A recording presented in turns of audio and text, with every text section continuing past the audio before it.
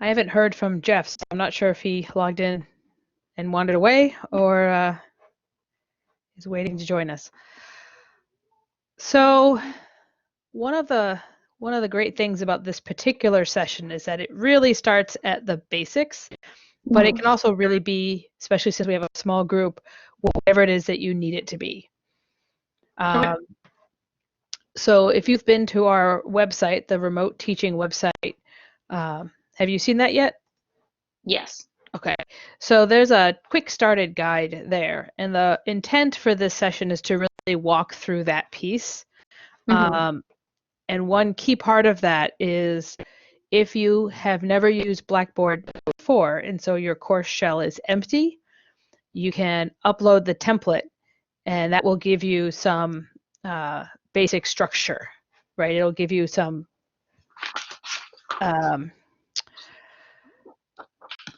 like some folders and some frameworks, and I'll show you what that looks like. Oh, see, we're filling up. Now that I start talking, everyone starts popping in. So I'd like to just wait for a second to make sure. Oh, and there's more. Fantastic. Let's make sure everyone can hear before we move on. Hey, Carol.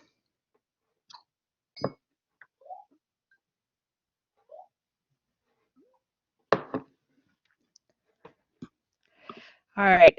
So welcome to Collaborate. If this is your first one of our webinars, this is the video conferencing tool that's available within Blackboard. And if you want to hold live sessions with your class, this would be the tool to do so, in large part because, for a number of reasons, and we have separate Collaborate sessions that speak to how to set it up. But one is that you have the ability to record the session. So students who can't make it are able to look at the recording, even if you hold it at the time when you would normally have class, which would be the recommendation. Hopefully that the most number of students are available at that time. The fact is that, like many of us, we might have kids that are no longer in school that we have to take care of, or have job shift changes, or have family or friends that now need care that they otherwise wouldn't have. So even though your class might be scheduled for 10 o'clock on Tuesday, you may find that students who had previously been able to come at that time now have conflicts. So being able to record a session is pretty important. The other nice thing is that if you all came through the link on the website that showed you that it's something that you can access without having to have people come through the Blackboard course and have to find. So even if you're still figuring out what you want to do in your Blackboard course, you can send folks a link to a Collaborate session and they can click on it and get into it. And if they're using their phone, the Blackboard app on their phone, they can also click through that. So that helps kind of mitigate some of the technology barriers that students might be having. So let me give you a little bit of a tour of this space because we're going to be using it today and you may be using it in the future. So in the upper left-hand corner, you'll see a little half oval with some lines on it. If you click on that, you'll see a menu. The top one is the recording function. I am currently recording this session. And at the very bottom is the way to get out. So if you need that. It also, another good thing to note is it has this use your phone for audio. So if you don't have a headset and a mic, or you're having difficulty with your headset or mic, calling in with a phone can really be very effective. All right, if we go all the way down to the other side, the bottom right-hand corner, you'll see a little purple tab with two lines. And if you click on that, it'll open up a toolbox and you'll have several different options on that screen. You will have a chat screen. You will have a share content button, which should be a little square with an arrow scooping out of it, and a settings area. And that settings place is a place to go and set up your camera and microphone if it's not working for you. It also gives you a lot of flexibility about when you get notified and things like that. One of the things you can use that for is if you have a large group coming in, you can make sure everyone's muted and then just turn people on as they have a question. Excuse me, Karen, I'm sorry, could you just okay. say where that is again? The bottom right-hand corner there's a little purple tab. Yeah. You click on the tab and open that. And on the right, yep, that's okay. On the bottom right, there's a little settings. And in there's a bunch of choices. This will get into more details on the Collaborate session. I just wanted you to know that setting space was there. We're going to go ahead and use the chat to make sure that, as we're going to go through a bunch of screen sharing. So if we're going to collect questions in the chat, and I'll come back here every few minutes and see what questions have come up. And then the last thing to show you is on the bottom, there's 4 icons. The first one from on the right is a little person with their hand in the air. That can also be useful when you have a large class. If you click on that, you get a little bloop, bloop that says someone's raised their hand. The middle 2 are your microphone and camera. And the far left is another little person in a circle. And if you hover over that, you see a little up arrow. And if you click on that, you'll see a number of choices. So this is the first test. So if you go in there and click on one of the faces, that'll let me know that you found it and you can hear me. But it also gives you a chance to see how, if you're talking to a large group of students, you can get a quick check from them, a quick poll or a quick how are we doing, without everyone having to turn on their mic and say something. So I don't know if Paul or Kara or Jeff or Bob are able to do that. Where is the smiley face? Yep. It is, if you click on the little person in the circle on the bottom left. Oh, gotcha. There you go. That looks great. Yep, and there's the hand raising. That works too. Fantastic. So that's basically Collaborate. So let's go ahead and I'm going to do a screen share. And the first thing you'll notice is because I'm sharing my whole screen, when Collaborate starts looking at itself, it's going to create this little weird like squares into the distance. Don't worry about that. That's normal. And you'll only see that when I'm kind of back here in the Collaborate window. But it also tells me that the screen sharing is turned on. There it goes. Isn't that lovely? Great. All right. So feel free to let me know if I'm going over things that you already know. But this is the template that a course looks like. So let me go back for a second. Give me a smiley face if you've already logged into Blackboard and found your course. And if you need me to show you those, I can definitely back up and show you those.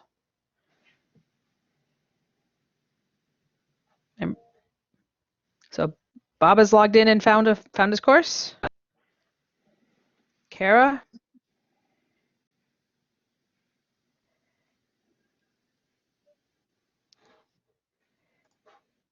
Carol? Have you done that, Carol? No. Okay, fantastic. Well, then we'll back it up. All right, so if you go to the regular old CCRI homepage,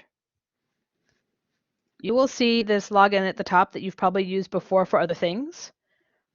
And you can just choose Blackboard off that list. That's the easiest way to get there. Okay. And then I'm already logged in, but it would just give you that CCRI login screen, like you would get for your email. Mm-hmm. And then you'd have this section called My Courses.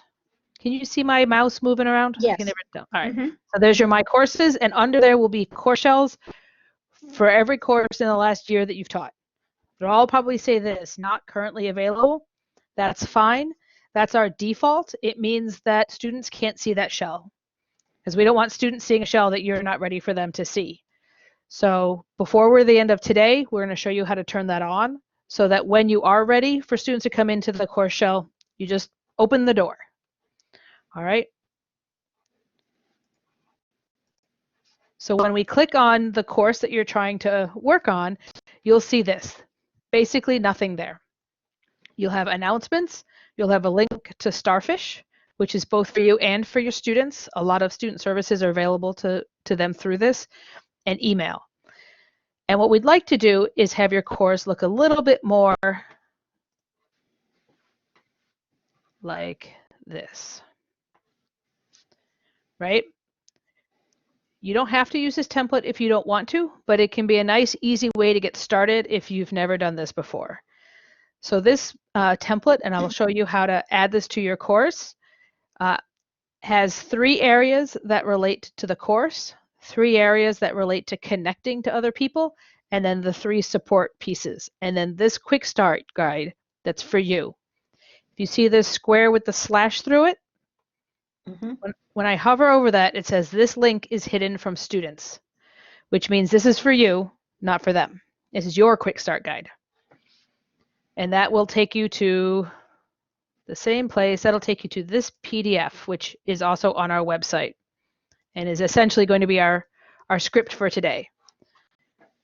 All right. Okay. So these 3 link out, so you don't have to do anything with those. Those are for students.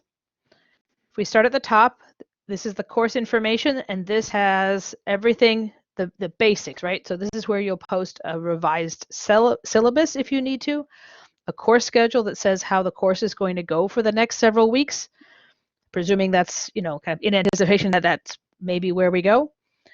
And then the last 3 are really for students. You don't have to do anything with them. It gives them a link to make sure their technology is going to work for online. It gives them a link to DSS if they need that, and then a link to student services if they need that as well. Mm-hmm.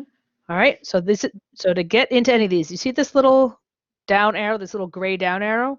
Mm-hmm. Wherever you see that, that is your gateway to the editing tools. That's how you change things. So we're going to go ahead and edit this. This gives you a chance to, this box is for text entry, so you can say whatever you want. And then here's a place where you drag and drop a file. So if you have a syllabus sitting on your desktop, you can just drag it over and it will upload it. Every item you see is going to have these options. You can choose whether or not students can see it. So this may be something if you're building out things for the future, and you don't want them to see it yet, you're still working on it, you can turn that to no. And then, or you can set date restrictions if you're feeling fancy. I suspect we're not really feeling that fancy today. But that's okay. Under course materials, you're going to see a folder for each week remaining in the term. And again, you can use this to edit the folder. So you might give it whatever the topic and the dates, or remove that if you don't feel like including it. And then a place to describe what might be going on in that week. But to get into the folder, you're just going to click on the title.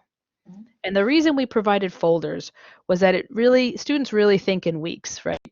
They really want to know, what do I have to do right now? And so this gives them one place to go. They can find everything they need, and then they can move on to the next week. So those folders are the kinds of things that people sometimes put those availability dates on to help students stay focused on the week that they're in and give you time to build out future spaces. All right. We'll come back to the choices in this space a little bit later.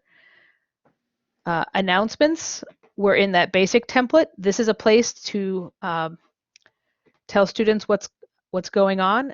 When you create an announcement, you have the option, so you give it a title, hey guys, and you write something. You have a choice to send this as an email. So this is one way to email your whole class at the same time, as well as leave it there for people to see when they come into the class. All right, and then we talked a little bit about collaborate before, and then discussions. So say you decide, I'm not ready for discussions. That is not something I am ready to start right now. Same thing, our little secret guide to all editing tools. You just go to hide link. You get that little square with a slash, and now students have no idea there's a discussion tool, and you don't have any confusion. So you have always control over what students can see and what they can't see. Any questions about this template right now? Or shall we go play a little bit? Clear to me. Where is the template?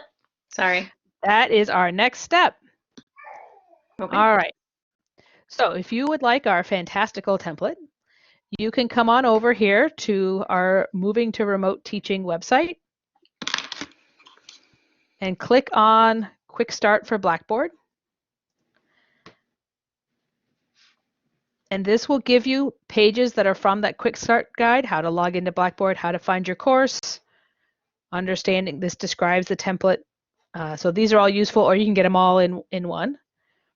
So if you want to go ahead and move on to importing your template, you're going to download this zip file. You do not need to do anything with it other than download it. It is a file that speaks to Blackboard. It's kind of not really for you, right? So do you see this down here? It came down, it's pretty small. So then you go into your blank shell. You're going to come down here to this packages and utilities, and you're going to import a package. All right. Now again, this is all in that quick start guide. Right, here's importing a course template. So this is going to do the same thing that we're talking about now. So you're going to go to import package. You're going to browse for your downloads file, wherever your downloads are saved to. And see, here's our zip file. Okay.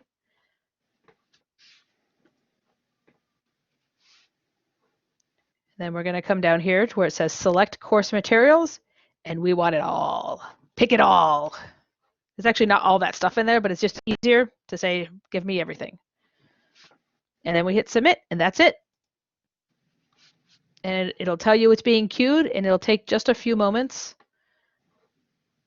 While that's happening, I'm going to take you back to this guide. So if we go back here, this is what we've already done, right? We did, here's your login, right? Mm-hmm. That's kind of this is the short task list that we're going to walk through. This is where you go find your course. It's under my courses. And then now we're on to this part. So,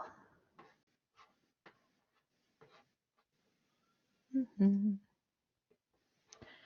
there it is. So this little circle thing, refresh it, or you can refresh the whole page, right? And there's everything we just talked about. There's assignment, there's announcements, starfish, and email. And if you say, you know what, I like the way it was there before, I want to take this little slider, you can drag it down. Or if it's feeling kind of persnickety and doesn't want you to do that, this little up and down will bring you up a little box, right? And you can just take announcements and go, I don't really want you here. I want you down there. So just move it up, move it down, right?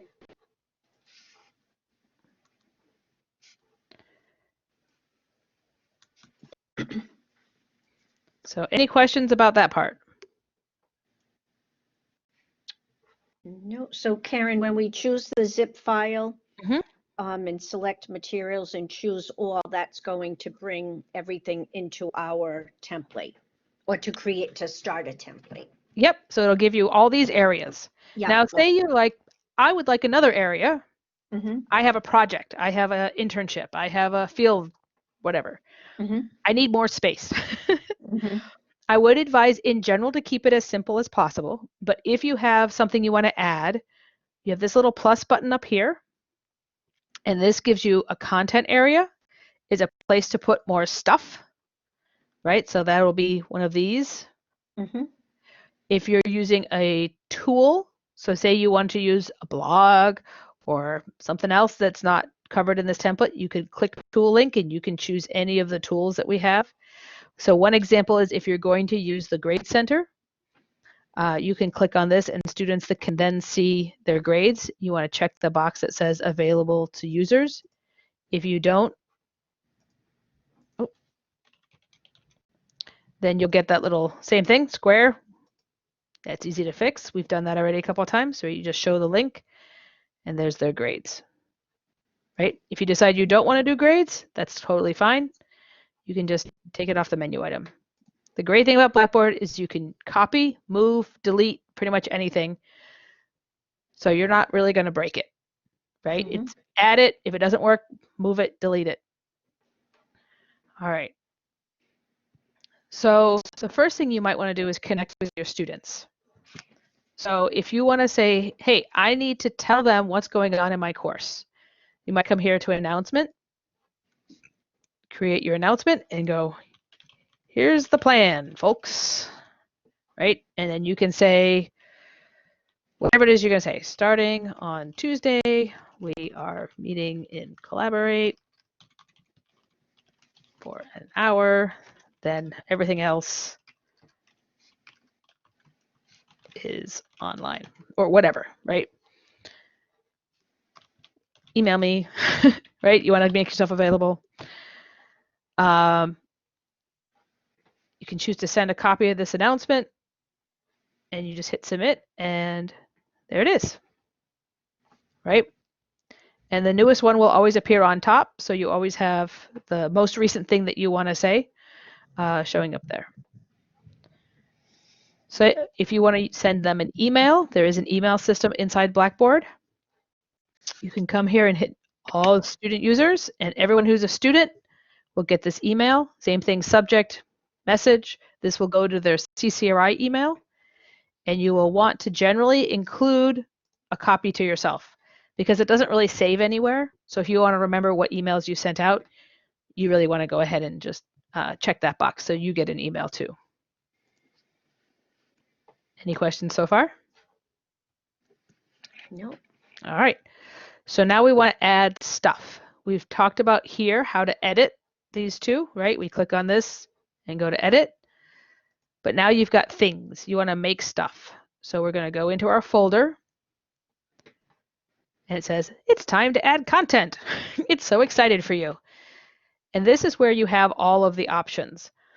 For the most part, I imagine you're going to want to use this tool, this item tool. That gives you a lot of flexibility. An item is just essentially like a mini web page. So you might say, you might start with an overview for the week, right? And a to-do list. And you're going to say, this week we are studying shading, right, Kara? Yes. And I want you to, so to do, you need to, read the chapter on shading, read chapter 7.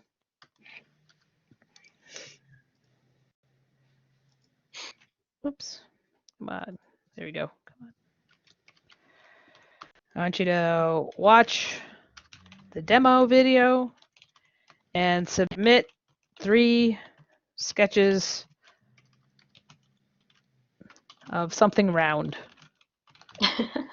Right? I mean, That sounds good. right?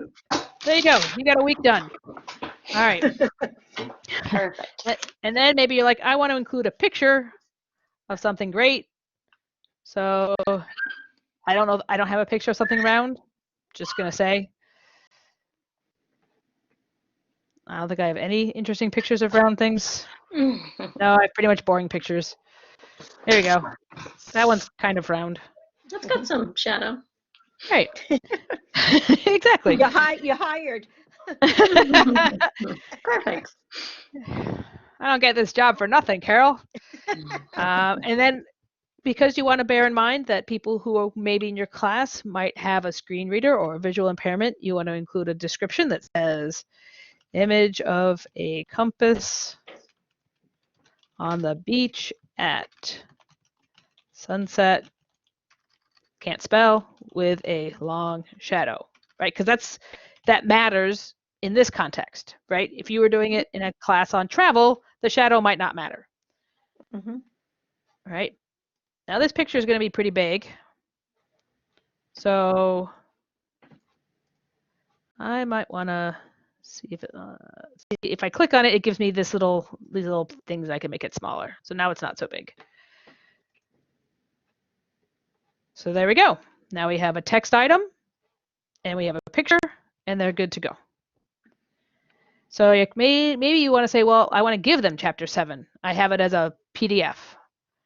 So you're going to do the same thing. You're going to go to an item and you're just going to call it chapter 7. Come on. Clearly I've been typing too many things. And in our same little text thing, you're going to add a file.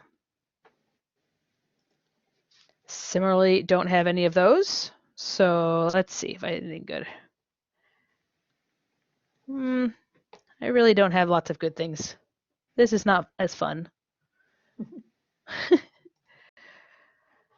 don't even know what this is. You can also, same thing, you can add alternative text, which a screen reader can read.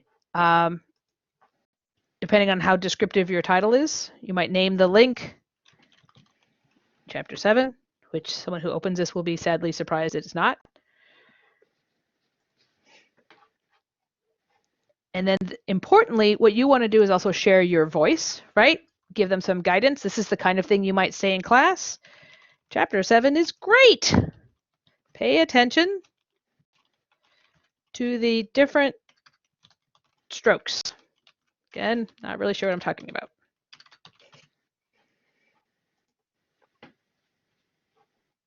Right, so now we've got our overview and we've got our document. Right, they can click on this to download Chapter 7 and you've told them what to pay attention to.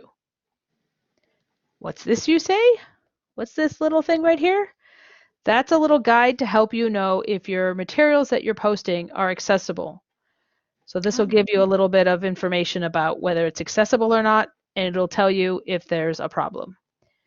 So particularly you should, at this point, you likely know if you have a student who needs accommodations, needs to make sure that their materials are accessible. That tool is going to help you solve that problem. And it's just a nice thing.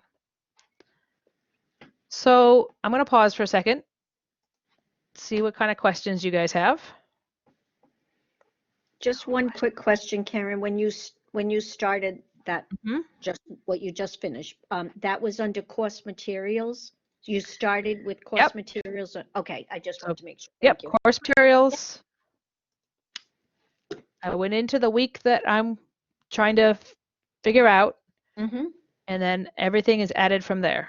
And there's loads of other tools, but don't fret that, at this point, I'm kind of figuring week 1 is triage. Yep. Right? You just want to get the next week done, figure out the basics, and then take the time to figure out what your next tool is going to be.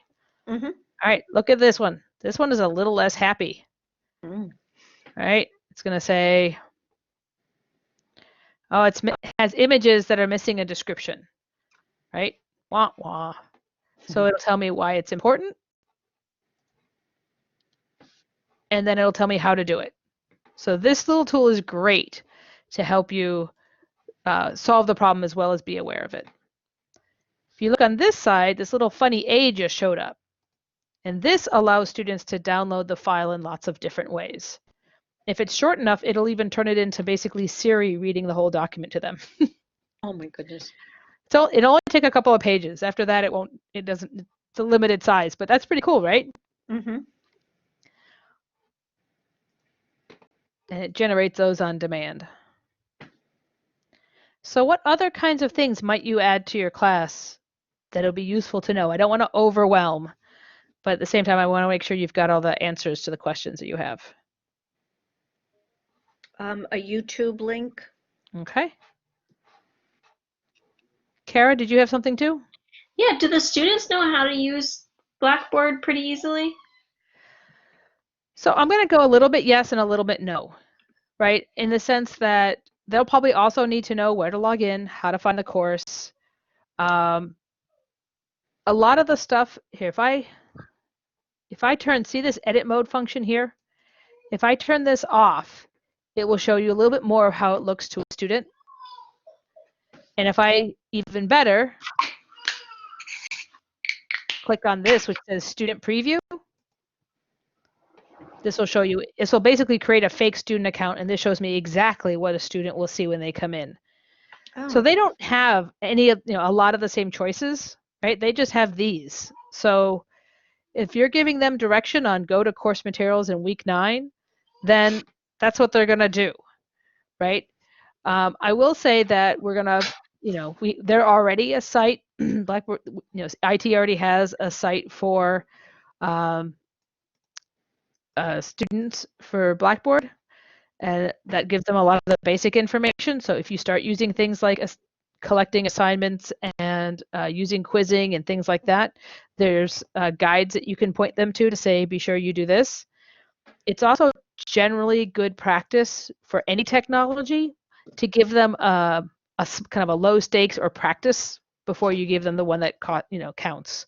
So you might have them take a quiz on your syllabus, both to make sure they've read it, which is always nice, but also to give them a chance to take a quiz that doesn't really count before they're put into an exam that does and they're stressed out.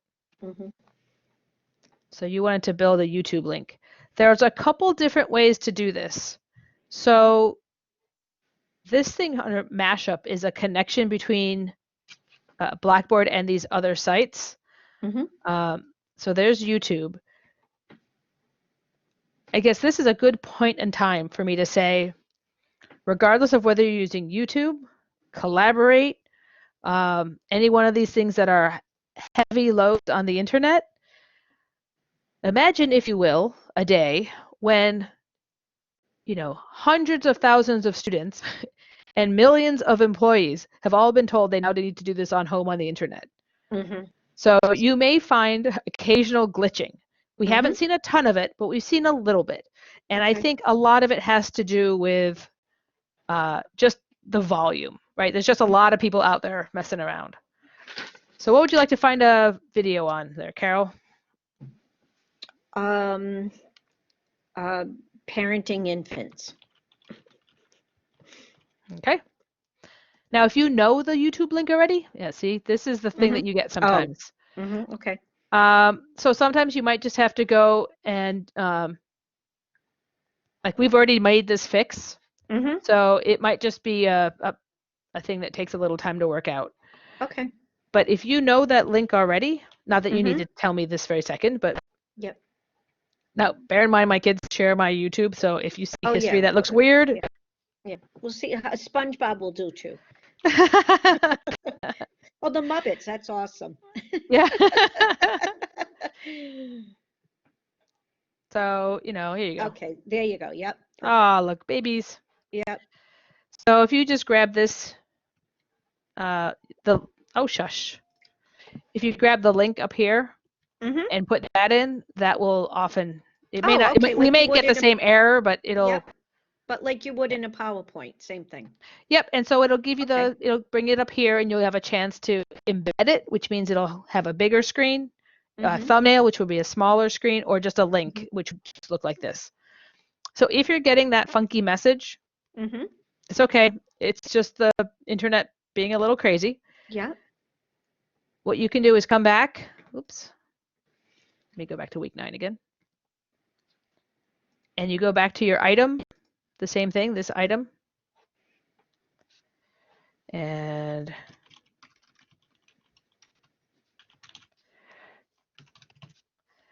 you can do the same thing. Here's a link. Oh, where'd it go? You just paste it right in. Okay. And then they have a link, right? Not as pretty as embedding it, but it'll still work, right? That'll. Okay, sure. Come on. You get there. You'll get there eventually. All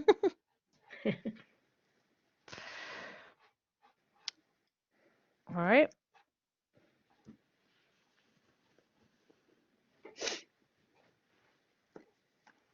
All right, let's see. Let me check. I'm going to check my cheat sheet and see what else I'm supposed to tell you about. We have a template. We've talked about the sections of the template. We did the 5 fundamentals. We talked about if you're on something, it'll be slightly grayer. I don't know if you noticed that, right? If I go, right, you see the color change a little bit on this item. We talked about the edit menu. Breadcrumbs. We talked about edit mode, right? We talked about edit mode. Breadcrumbs are these things up here, which allow you to go move up and down. So if you're not sure where you are in the course or you need to move around the course, those breadcrumbs can be an easy way to get there.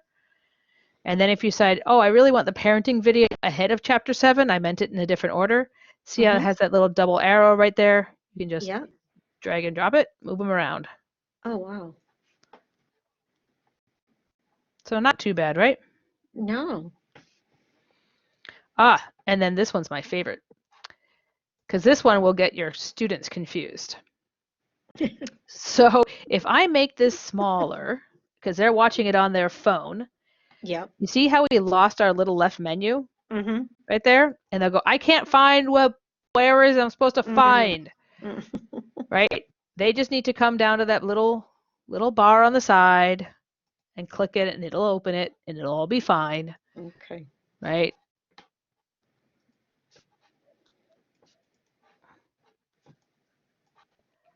See, if you do it right, you get this little pull-out thing.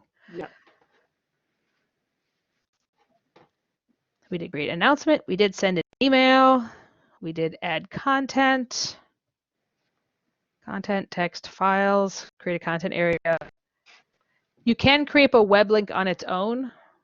That's one of the choices down here. So you could do your YouTube that way too. Mm-hmm. The one challenge I have with that, just as a personal preference, is that this is one of the very few places. Oh, they've added it. Oh, I lied. So now look at that. I'm so excited. Wow. This is Blackboard lives in the clouds. Every now and they make changes. Mm-hmm. And so this is where you can say, come on.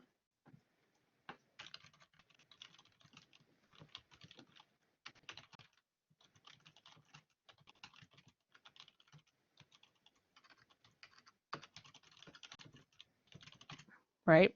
Mm-hmm. So you can give them some context about what it is. Like before, no one likes to click on a blind link and not know where they're going. So giving them a little bit of that context can really help. Mm-hmm.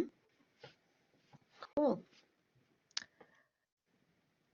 All right. So those are really the basics. Does that help you feel better about getting started? Definitely.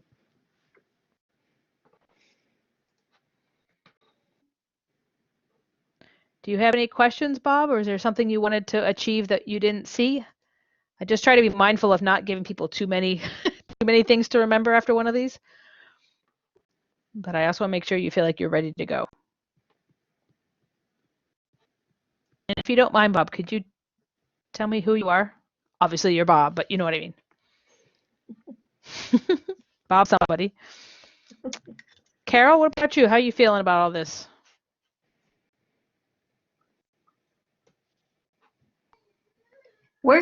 This is good. Where can we get your recording for this session?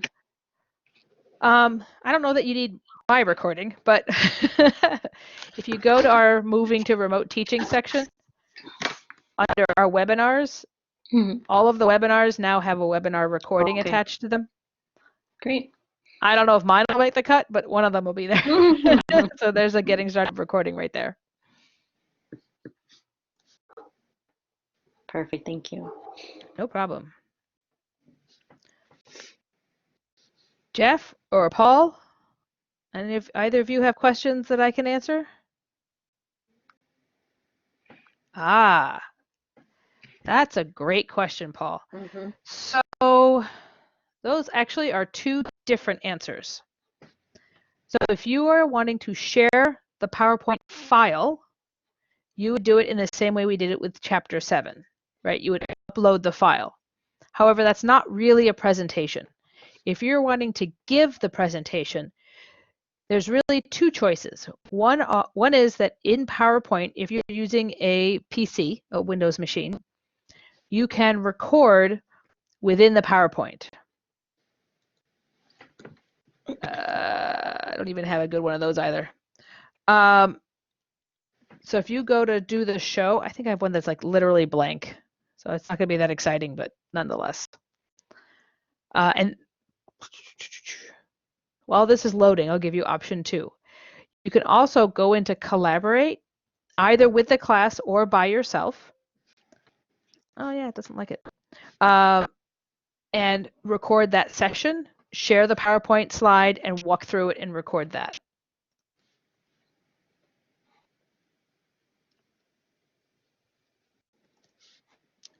This is just the sign I made, so it's really going to be a very boring PowerPoint. But if I go to do the slideshow, you see this button that says record? So it'll let me record a little voice clip on each page. And then I can come here to export, and I can create a video. And so it'll use my narrations and timing to create a video, a little MP4 file. And then when you're here, one of the things that's on the mashup is this Medial, and Medial is our video streaming server. So we have webinars on Collaborate and webinars on Medial, so you can get a little bit more detail on both of those. But if you come to your Medial link, and then you go to your mashups and choose Medial, you can then upload a file there, and it will put it into your class. So that will allow people to see your presentation if you do a video presentation. The other option you can do is if you have notes, if you have extensive notes in your PowerPoint file, Yep. You can save it as, thank you, Bob, save it as a PDF in that notes format. Have you ever seen that? No. Whoa, that's craziness. Go there so you don't have to see the disappearing PowerPoint files from forever.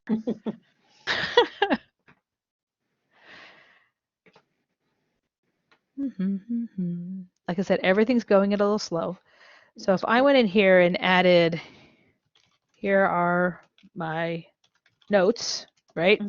And I go to, let's see.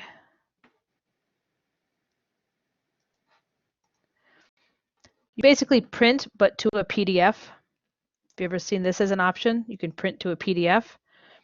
And then you choose, rather than full page slides, you choose notes pages. It gives them this. And this can be really effective if you have if the internet comes crashing down and no one can do video streaming, or if you want to give them something that helps them take notes and follow along. Your notes are going to describe, your notes here are going to describe the image on the slide here. So you would write here essentially in more detail than you might if you were just writing notes for yourself, right? You would write the context to go with the slide, right? And then they can page through each one of those. If you save that as a PDF, they can read that pretty easily. So those are all different ways of making the content, the PowerPoint presentations available to your students. Karen, I'm sorry, if the PowerPoint is already done, can you go back in and then add that audio, recording voice option? On Blackboard? No, like say on PowerPoint? Yeah, and I have them absolutely. done, so I can just go back into my PowerPoint and do a recording. Absolutely. Okay, that's cool. But once you've uploaded a file to Blackboard, you can't edit it there. You'll have to make a change on your hard drive and re-upload it. Okay. Okay. So Paul, do you think one of those choices will work for you?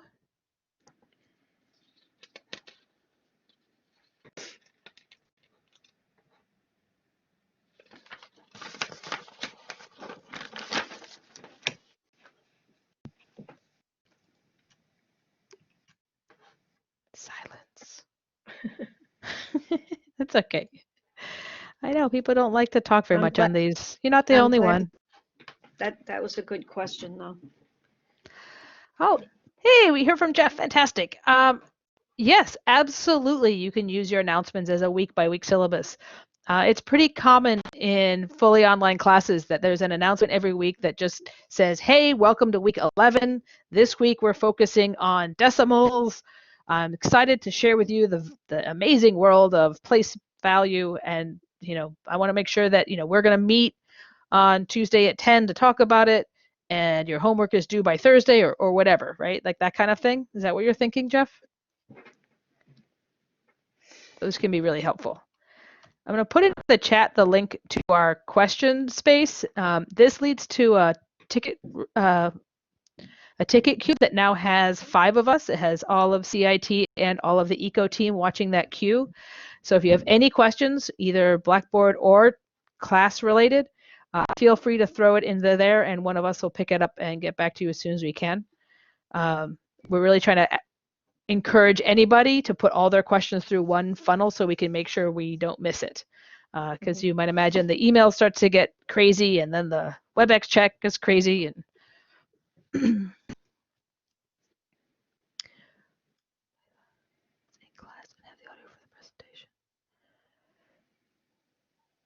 Paul, I think that's really going to be your collaborate option. So if I did that here, right, I can share a file. So you have chat at the bottom, and then you have the share content tab at the bottom. I can share a file, including this. So for example, if I wanted to talk about this quick start guide, I would do it this way, right? So I'm recording and I'd say, here's the quick start guide for Blackboard. We're going to be walking through this today. Here's the table of contents, all the different stuff we're going to talk about, and you know, could do my presentation through that, and it's being recorded, and you've got the presentation, and you have the opportunity for the chat questions and things like that. The only thing to bear in mind is that when it uploads either a PDF or a PowerPoint, it converts them into images. So if you have fancy animations, those will not carry over. It'll just be a flat image file. Is that closer to what you were thinking of doing?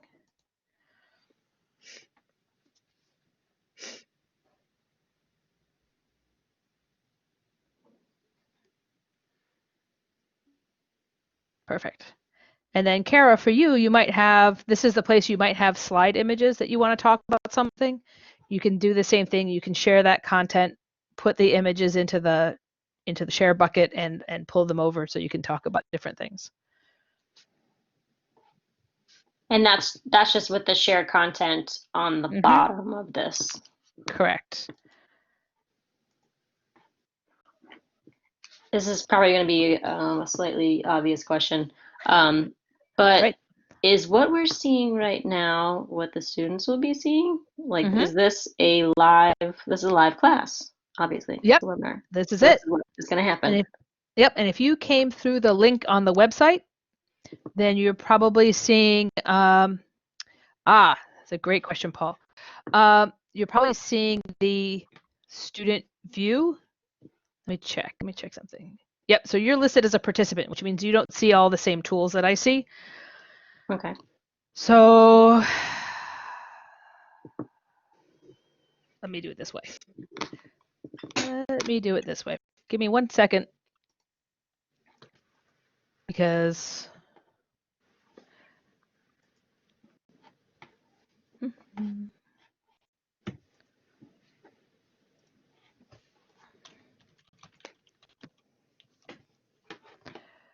I'm going to take a screen capture of what I see and then put that in my share content, and then that'll just confuse you because there'll be all kinds of craziness.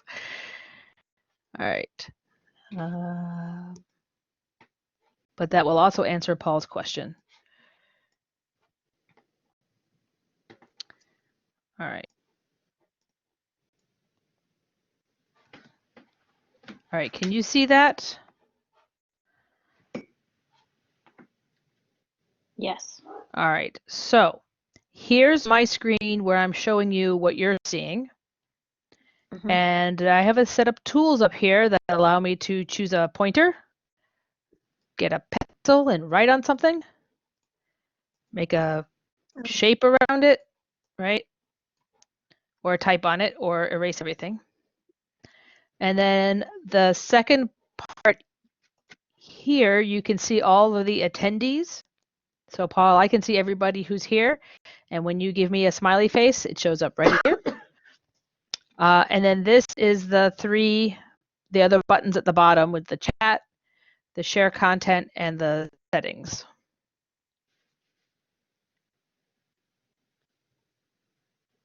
So does that help or just now overwhelm?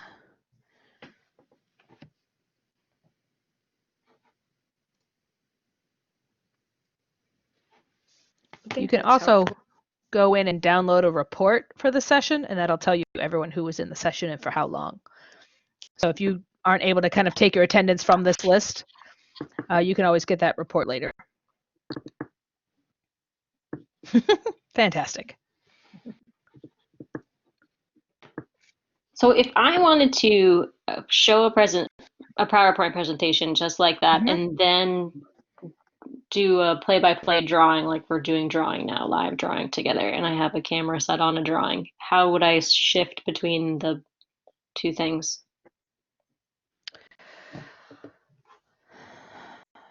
So going from showing them the presentation to just me on camera, or Yep. at least in front of me, what I'm doing. So when you have the share option, there's a little circle with a square that's to stop, or there's also on the sidebar, there's a thing that says stop sharing. So that'll just take the PowerPoint off the screen and put the camera on you. Okay, great. I mean, not great, but yes, that's fine. Thank you. There's also polling over here. So if you feel like doing you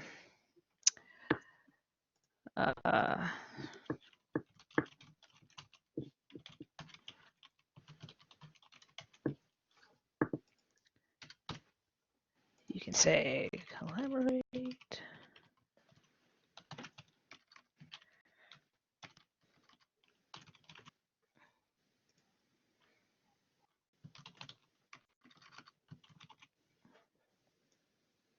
So I just put something quick together that's a quick poll. So you might, you could give them little quick feedback pieces. These kind of things can help you like keep folks engaged so you know that they're paying attention. That kind of thing. No one feels compelled to vote. I find that pretty funny.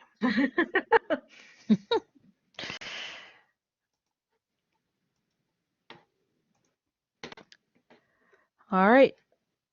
So are you feeling confident that you have this? Are you feeling overwhelmed? Are you feeling confused? Are you hopefully feeling a little bit more relieved that it's not as bad as you feared? Yeah, I think it's definitely easier to understand in this manner, and it's been good. Very helpful. And then Karen, if we, once we start adding our course information and whatnot, we run into a kink or we have a question or whatever. Yep. What would our step be to get help to go through that link? Yep, that's the best way to do it. Okay. So far, I feel like we've been able to stay on top of the questions that have come in. The days I'm feeling optimistic, I feel like we got this. And the days I'm feeling pessimistic, I feel like the people who are asking questions haven't gotten there yet. So we'll find out over the next, week and a half. Right. Obviously, if you feel like you're not getting satisfaction, right? If you've got somebody who, you can always just let me know. But, give us a little bit of time to get to it. And the other thing to think about, Carol, specifically as a chair, is if you think there's a tool or a function that your whole department is like, we all want to learn this. Okay. We can definitely schedule one of these webinars or do a training remotely, unfortunately, but we can do a training from a distance for everybody, right? okay. Like as an efficiency. Oh, that's awesome. Okay. Yep. I do have one question. So you mentioned earlier that it makes sense to say, okay, we're still meeting on Thursdays from 1 to 3:30, our scheduled class time. So is there, I don't know, not a policy or whatever, where, in other words, could we say to students, well, you need to check Blackboard on Tuesday in order to be ready for Thursday? Or is that a situation where students say, well, that's not when my class time is? Do you know what I mean? Like I mean, they get homework. Yeah. Right. So it's right. So we'll just like assign a time, in other words. I think you could absolutely. Let me just go with, if you had a hybrid class, I would absolutely tell you to say, here's the materials I need you to be comfortable with before we meet. Okay. Right. This is what we're going to be talking about. Here's the work I need you to do so that when we have our group work, we can be really effective. I mean, if you do choose to have live sessions, you want to make those impactful, right? You want to make those really productive. And, the kinds of, if it's just conveying content, you might argue that that's something they can do anytime, right? What you want is the dialogue or the questions or the challenges or the engagement, right? That's really what makes live time effective. Mm-hmm. So you want people to come to know what they're going to get when they log in at that time, and to be prepared to engage with it as much as possible. Okay. Bearing in mind they're all figuring it out, right? Right. So there's that. But that does, so, again, pulling from kind of the hybrid experience I have, because I feel like when people have time to craft a beautiful online class, right, with weeks of preparation, there's a lot more explicit framing, right? There is an overview with a to-do list, and you have context for everything, and it's all kind of thought out, and it's beautifully planned. And so students kind of can see that and see where it's going. What we find when it's more of a hybrid class is students have no idea what a hybrid class is. They know what an online class is. They know what face-to-face is. The hybrid's a mystery. And so we find that that's a space where if you figure out your expectations and they're reasonable and fair and as flexible as they can be, and you stick to them, right? The first week, people might not know to look, or they might not have thought you were serious, or they might not know what's going on. But if you're like, this is how it's supposed to be, and then by next week they're like, oh, that's what it's supposed to be, and they kind of fill in, they figure it out with you. There's often a temptation in things like hybrid classes to go, oh, well, they didn't read the chapter, let me go back and present on it. And that just tells them they don't have to do the reading the next week. Right? Okay.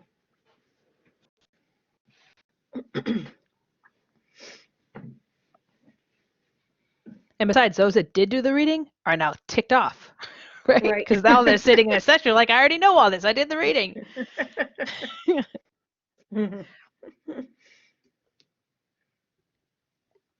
All right. Anything else? I'm here all night, people. Ask me anything you want.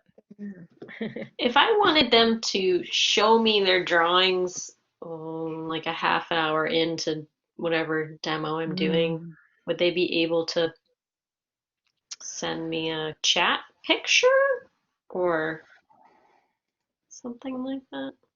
Maybe so they could when just you send me look an email at yeah, you're welcome. When you look down at that bottom corner, do you have the share content button? Or is it just the moderators, just me? So if you look under that purple window, you have the chat, you have a share content. Yes. So they could theoretically do that. Or you might just have them either email it to you or drop it in a assignment in Blackboard, and then you upload them in here and walk through them. So maybe rather than doing it into the class, right, you might say, maybe you record a 10-minute explanation of the assignment that they watch on their own. You give them the task of submitting their 3 drawings of something round to you. And then when you have in the live session, you bring up the examples and you do the critiquing part, right? That they don't necessarily need to sketch during the live session with you. Maybe they can do that on their own, share it ahead of time, and then you do the conversation about it. I see what you're saying. Yeah. Okay. Stay in touch, Kara. I know you've got a tough one. Let us know if you want to talk about. So our team right now, our support team is technology and teaching kind of combined right now. And really this week we're focusing on the technology piece so that people feel comfortable. But both myself and Mish McIntyre, who are the eco group, teaching is what we help with the most. That's really our passion. And so, we absolutely are available for you to talk through and say, I've got this assignment, how would I do it? Or here's a typical week for me, help me think about it. That's what learning design is all about, right? It's about intentionally thinking about how you're going to approach a teaching task or a teaching challenge. So definitely give us a buzz and let us know if we can help you with that. Okay, great. Karen, would the best way to do it, because we have an interviewing class, interviewing and assessment treatment class, which is all interviews basically. So my sister happens to teach the class, so she's definitely, whoa, She's feeling nervous? definitely going to be, oh God, she's a wreck. So, so if she or, other faculty have this kind of same question, would they go about seeking help from you or Mish, like through email or, okay. Yep, you can email us or you can stick it in the ticket and we'll pick it up. Like we're watching both. Okay. For sure. Okay. And do you have Mish, is it MISH, Karen? Okay. And what, do you have his email? Hers? I don't think I've ever met. Oh, Mish is her. Oh, I'm sorry. That's okay. Okay. I won't tell her. Okay. I've never, well, please don't. Gee, I'm sweating now. If you send it to this, if you send it to Ask Eco, this one right here, I put it in the chat. It'll go to both of us. Okay. And then we'll figure out who's least crazy. Okay. Ask ASKE.co.